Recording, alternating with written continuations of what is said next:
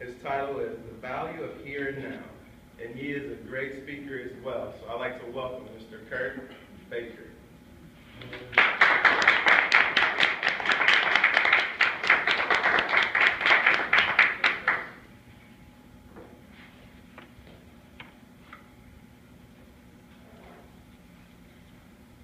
The value of the present moment. What does that mean? What does that mean? The value of the present moment. Everyday life is filled with conversations, both external and internal. And a constant banter goes on in your head and with people. What I wanted to talk about today is really in particular, the internal conversations that happen in our head. The incessant conversations that we have in our head are mostly a product of our past, and they worry about the future.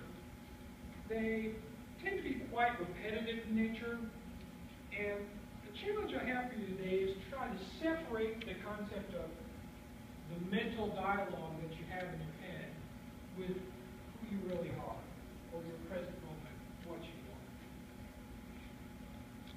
So in essence, it's separating thinking from being. Thinking from being.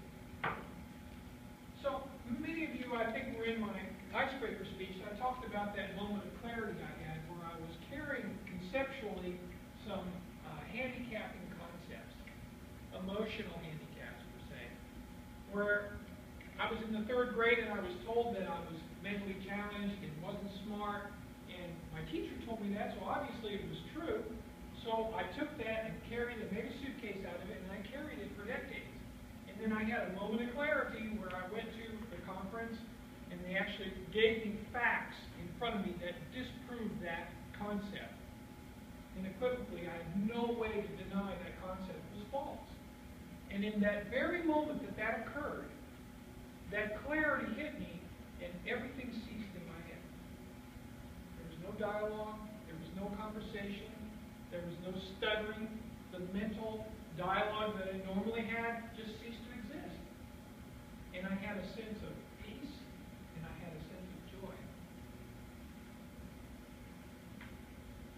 So I ask you, just take a mental inventory at this point right now. I'm sure a lot of you are thinking about what I had for lunch. What is the speech about? What did he say? Man, this shirt is really tight. I think I would have fastened these pants. I'm having all this conversations going on, but not really present to what's going on. How do I feel about my body? What is my body doing?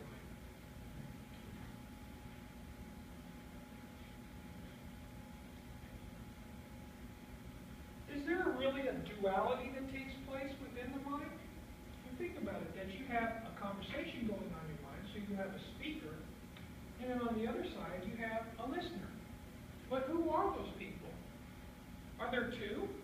Is there two of me inside of me, or is there just a banter going on that's affecting me, and my emotions are demonstrating what that thought means? Is that what it is? Again, let's separate the conversation from the being. Separate who we are from our conversation about the past, about the future, worrying about the future, about our past mistakes, about what people think. Separating that for who we really are. So let's say that we have a presence of mind, that we are truly present. How can we use that? How can we utilize that? Well, in religion, they practice meditation. Meditation, like in the Catholic tradition, they use the rosary, which is actually a standing meditation. Islam practices meditation as well. So again, they say that praying is speaking to God. Meditation is actually listening. So the concept being a quiet mind has a connectivity to the collective consciousness of everything. If we can quiet our mind for just a moment to listen.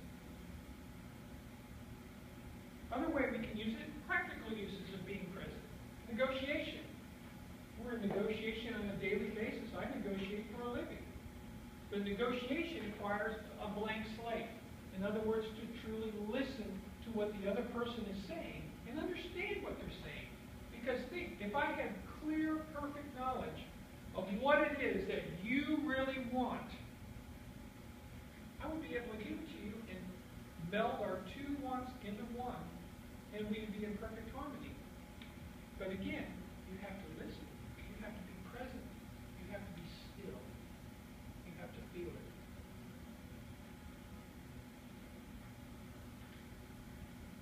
So how do we be present? How can we do this? How can we accomplish this presence? Well, one technique is through meditation. And what is meditation? But to center the mind on just one object and let it slowly focus into that one object through a mantra word or through breathing technique, counting breaths. That's the way I use it, is counting breaths. But also, you can practice with other folks in being present and truly listening, not having a dialogue while someone is talking to you. So setting aside that mental dialogue that goes on and just listening. Because the closer you get to who you are in the present moment, the greater you can feel the connectivity that you have to everyone else in the world. Because we are truly connected to everyone. Everyone is connected together. And we feel that connectivity. We call it love. We have terms for it. But every one of us, we experience life and we go through life and we have that connectivity. But the essence of peace and love is being able to respond to it. So, again, my challenge is to separate the thinking from the being and finding the quiet center that connects us with our body, our spirit, our mind, our emotions, and pulls us all together as one.